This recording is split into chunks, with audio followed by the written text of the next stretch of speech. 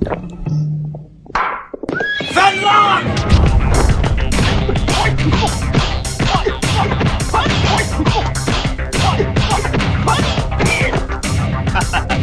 yet learned your lesson? This time, Fenlong, I came ready. Ready to lose again?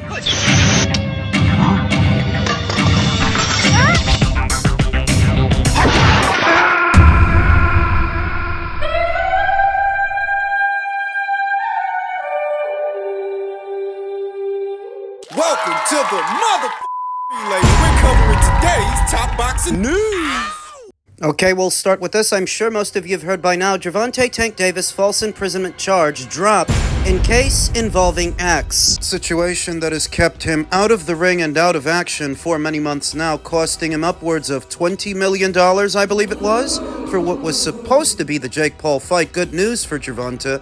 TMZ Sports has learned authorities have dismissed the false imprisonment charge against the star boxer, but Tank's still in hot water over the alleged violent incident involving a woman at a Miami strip club. Davis, 30-1 draw in the ring, was arrested in January following a weeks-long, it was more like 2 weeks, manhunt after a South Florida dancer accused the 31-year-old Davis of getting physical with her at a Miami gentleman's club in October of the previous year. Gervonta was initially facing 3 charges: misdemeanor battery, felony kidnapping, and felony false imprisonment. However, court documents show the false imprisonment charge was dropped on Thursday. The reason? We're told prosecutors felt it was redundant, and that's why the kidnapping charge remains. Not exactly the good news it was initially made out to be. As we previously reported, the alleged victim, who said she had an intimate relationship with Davis, told police the boxer confronted her at the strip club where she worked and grabbed her by the back of her head, pulling her by the hair with one hand by her throat with another. She told cops that Tank forcefully escorted her down a stairway and to a garage while gripping the back of her head before eventually releasing her. She reported the incident to the police a few days later and subsequently sued Davis. Davis, of course, is one of the most dominant fighters in the world, but the case has already impacted his career despite not being convicted. Tank's super fight against Jake Paul was cancelled over the allegations, which subsequently costed him in the neighborhood of $20 million, which would have been enough for him to walk away from the sport and retire. That's how he started off last year, saying that it would be his last year in the sport, saying that he wanted to retire. And while this legal kerfuddle is happening in the background, there are still rumors and rumblings about Gervonta Davis's ring return, a proposed rematch with Eiffert Cruz that has left both the WBA title and Floyd Schofield's next fight in limbo, it being that Floyd Schofield's next fight was supposed to be for that title that Gervonta was relieved of at the beginning of this year, named the champion in recess. Up until recently, when Floyd Schofield himself said the WBA were going to reinstate him as champion, heralding a ring return. I don't know what to make of this. I don't know how any planning could be going into Gervonta Davis's boxing career when his very freedom is on the line. And he's not in the clear, he's not out of the woods. The only reason the imprisonment charge was taken off was as a redundancy by the prosecution. It's not a win by Gervonta Davis's legal team. And given that at the time of the incident, Gervonta Davis was already on probation for a previous run-in with the law, there is every possibility that he could still do time. Not a lot. It's not capital murder, but enough that he could be out of commission for at least 2 or 3 years. I'd give it that much. If the other charges stick in tandem with the probation that he's supposed to be serving. No interest in seeing Gervonta Davis return to the ring and resume his boxing career because he's not going to do anything now that he wasn't already doing before in avoiding top competition. And I almost wish he would have got to have the Jake Paul fight late last year, as it would have made for a smoother transition. He goes in there, makes his money, then bails. He's out of boxing. I really think he wants to leave. If they're even exploring an Eiffert Cruz rematch that Gervonta didn't initially want to have, is because options are scarce. Safe ones. You know, there's a laundry list of fighters that he's not going to fight. He's not going to fight Keyshawn Davis. He's not going to fight Shakur Stevenson or Devin Haney. There are a lot of guys. That is established, many of which have moved up and moved on. He's not going to fight Lamont Roach. Lamont's name is attached to a William Zepeda fight. Why do you think we're hearing all this hullabaloo about an Isak Cruz rematch that no one is asking for? What do you think? I really just want to see him walk away from boxing so we can all stop pretending that he's this dominant fighter as TMZ dubbed him. Who has he dominated? What division? Not 130, not 135, certainly not 140. He was only up there for one fight. So what about him has been dominant? The media that cover his stories seem to make a conscious decision to misrepresent him in the boxing world. It's nauseating. You want to talk about dominant? Now you know it. That's dominant. Alexander Usyk, Terence Crawford, Canelo Alvarez. Those are dominant fighters. Gervonta's got to be one of the biggest hype jobs I've seen in the last 20 or so years of boxing. Sick of this guy.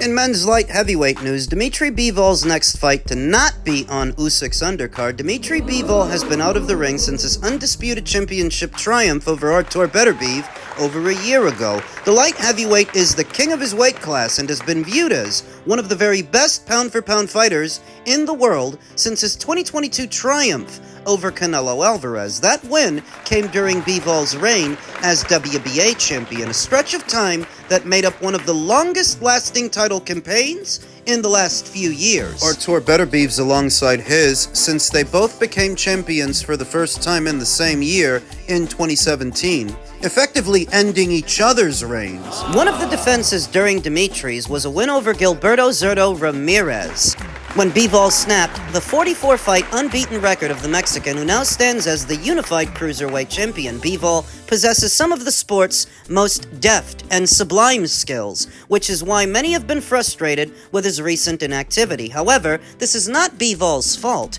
A years-long back injury was recently operated on and forced him out of action, but as it is now healed, he's ready to fight again. Bivol's return is set to be against IBF mandatory challenger Michael Eiffert, a fight that has had its purse bids postponed numerous times.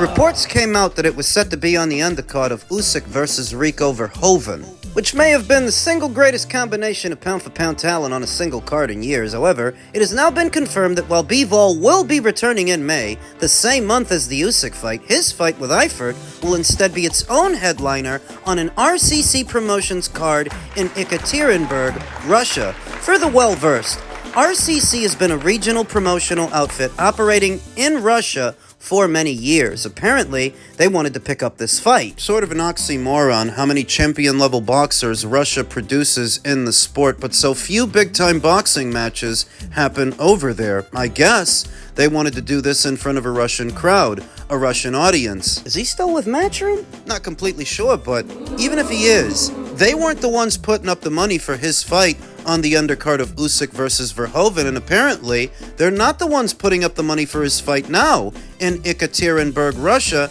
where an exact date and venue have yet to be announced. All we know is that it's happening the same month as Usyk versus Verhoeven, so he's on the same schedule. He has to be, because this is an IBF mandatory challenger, a long overdue one that became the mandatory challenger, what was it, 2-3 years ago, in a fight with former champion Jean Pascal north of the border in Canada. He's been waiting a long time. Oddly enough, he's been out of the ring longer than Dmitry Bivol, where Dmitry hasn't fought since last year in the rematch with Artur Beterbiev. Michael Eiffert hasn't fought since the summer of 2024, in August. Wow. Even though Dmitry is well known in boxing circles, coming off the biggest win of his career, this fight with Michael Eiffert isn't exactly a hot ticket. Not in the traditional boxing markets, not in the United States or the United Kingdom, but perhaps in Ekaterinburg, Russia, where Dmitry can fight in front of a hometown crowd. Growing interest in using Dmitry Bivol in other promotions, I remember several months ago when the topic of conversation was the trilogy with Artur Beterbiev, it was said that Turki El Sheikh would not be the financier for the third fight, and instead, it would be the IBA putting it on. The IBA run by Russia's own Umar Kremlev, who were said to have put up more money for that trilogy than even Turki El Sheikh was about to put up. Wow. You never know. Maybe if Dmitry and Artur do fight again, it'll be over there, it'll be in Russia, and I wonder how this news affects Artur Beterbiev, who is no longer with Top Rank. In case you guys forgot, his existing deal with Top Rank ended, so he doesn't have them to schedule stay busy fights for him. And he needs one. I think the most ideal scenario would be to have Artur box on the same show as Dmitry en route to what's supposed to be their trilogy over there in Russia. Though this being picked up by the RCC, you have to wonder if the broadcast will be made available for an American audience that might be interested in seeing Dmitry's next fight, because to my knowledge, RCC has no dealings with DAZN. You can usually bump into a low-level RCC card on YouTube. They sometimes broadcast their fights there, but I've never seen RCC as a promotion do business with DAZN. Maybe they'll start on the premise that they're using Dmitry Bivol as the headliner for their next show. Men's heavyweight news, we now know who Jared Anderson will be facing in what is his Queensbury Promotions debut. He'll be facing Solomon Dacres. Jared Anderson, who officially signed a co-promotional deal with Queensbury on Wednesday, will take on Solomon Dacres in a 10-round heavyweight bout. Anderson, 18-1 with 15 knockouts, will be fighting for the first time since February of last year when he defeated February. Jeez, it's been a year since he fought? Marios Kolias by 10-round unanimous decision. The bout was the first for Anderson after he was knocked out by Martin Bacoli in 5 rounds in August of the previous year. Set to go down on the undercard of the upcoming Fabio Wortley versus Daniel Dubois fight. That's looking like a really good card. Better than this weekend's. So should we be worried that Jared Anderson, so far from home, coming off over a year of inactivity, will be taking on the hometown fighter in Solomon Dacres? And I'd say no, because I've seen Solomon in action, and he's nothing to write home about. Now, he also bounced back from his lone defeat last time out with a 10-round UD over Vladislav Sirenko in July. Dacres was stopped by David Adilier in 1 round in December of the previous year. Even if you've never seen Solomon in action, if you know anything about David Adilier, you know what you need to know about Solomon because David Adilier beat him. And David Adilier is nothing to write home about. I think I see the strategy as Solomon Dacres and David Adilier would serve as boxing's equivalent of cornmeal to fatten up this bird to then feed him to Moses Italma.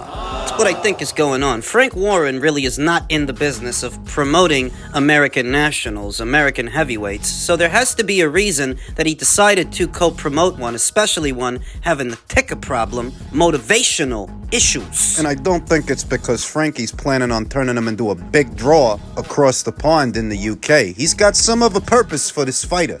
I think it's to build a transatlantic rivalry between an American and the Brits, as by now Frank Warren would have seen the value of these kinds of matchups, having co-promoted Wilder versus Fury. There's money in that shit. He's found more use for Jared Anderson than, say, Top Rank had for him, because the most that Top Rank could have done for Jared is put him in the ring with Richard, which really isn't a big fight in the United States. Richard Torres, who is otherwise preoccupied at the moment with what's supposed to be his showdown against Frankie Sanchez in an IBF final eliminator. He's all tied up. Previous instances, I've seen a fleeting demand in some circles for a Torres versus Anderson showdown, though not enough that would be a big fight in the United States. There's more money for Jared Anderson to make in the United Kingdom, fighting and beating Solomon Dacres, a common opponent between him and David Adilier. But David Adilier ain't the endgame. Moses Italma is. I believe what we're looking at is a concentrated effort to build Jared Anderson's stock among the Brits, have him fight Solomon, a common opponent between him and David, then have him fight David. Why? Not a big believer in David Adilier's boxing, but what I will say is he can sell a fight. Remember him and Jamie TKV? I'll beat up you and anyone around you. What you talking about? On the same night. Don't talk like Trust me. I'm the truth, Jamie. Trust me. I'm the truth. I'm the truth. We'll see. Trust me, Jamie. I'm the truth, bro. We'll see. Trust me, bro. I really live it. Trust me, Jamie. We'll fuck know this. What the fuck is wrong with you? Yeah, I can imagine him and Jared Anderson in a build-up. That'd be a lot of fun. You could really sell that. You could really build that into a solid little fight unto itself as a precursor to an even bigger one with Moses Italma. I think that's the end game. Otherwise, why co-promote Jared Anderson? Why have him fight Solomon Dacres? What would be the point? Solomon Dacres, God bless him, is a domestic-level guy, a British-level fighter. So is David Adilier. These present as Winnable fights for Jared Anderson, who for all of his limitations, I still think he's a cut above these two guys to where he could win the both of those fights en route to a bigger one with Moses towards the end of the year or the beginning of the next one. What I think the plan is, it's not about building Jared Anderson into a big attraction. Frank's not in the business of promoting American heavyweights and turning them into stars. So if he's using this guy, it's for a specific reason. And for Jared Anderson, regardless of what Frank Warren and George Warren's rationale is, this still presents an opportunity for him because Queensbury is still the home of the heavyweights. Most of the money in heavyweight boxing is centered around the United Kingdom. That's where most of the interest is. So if you're an American, you're better off going over there. Regardless of what their plans are, it still presents an opportunity for Jared Anderson to give his career a shot in the arm and endear himself to those British boxing fans the same way Usyk did by fighting in front of them. He can do that. The hope has got to be, though, that he finally has his head on straight, having been away from the sport for over a year, dealing with motivational issues. They didn't start in the Martin Bacoli fight, you know. He already had a wavering commitment to the sport of boxing, and the signs were there before Martin knocked him out in the summer of 2024. It's part of why I picked Martin to beat him. In tandem with Jared Anderson's fights and experience up until that point, I noticed he was fighting a lot of undersized heavyweights, guys that don't really represent what he would encounter in the upper echelon of the division. Guys anywhere in between 6'4" to 6'7", where he was fighting little fat guys like George Arias. Riyad Merhi developed some bad habits in the process of doing so, pulling back in straight lines on the premise that he'd be out of range of his opponent's punches, not realizing when the heavyweights are a little taller and a little longer, you don't want to be pulling back in straight lines because they can still smack you on the way out. Been fighting too many little fat guys. Developing some bad habits that were exposed in the Charles Martin fight, what I considered an acid test for Jared Anderson, and further exposed in the loss to Martin Bacoli. What else I've noticed? Jared Anderson is an athletic fighter. He's got range of motion and movement, some speed, but he doesn't pack the biggest punch for a heavyweight. At world level, that could be a problem, but when you're scaled down, fighting domestic level Brits, Solomon Dacres, David Adilier, these are not Britain's best boxers, not their best heavyweights. They're not Moses Atalma. It's not Fabio Wardley. Jared Anderson can at least punch hard enough that I think he could beat them. He could sleep them. And that's what I think the plan is. The people at Queensbury have reconciled finding use for Solomon Dacres, David Adilier, and even America's own Jared Anderson, building something bigger that likely culminates into a super fight at the end of this year or at the beginning of the next one. Those things in mind, I like Jared Anderson to win the Solomon Dacres fight in the co-main event of the Wortley versus Dubois showdown. I'm not the biggest believer in Jared Anderson's boxing, far from it, but I do think he's at least good enough to win that one. I've got Anderson.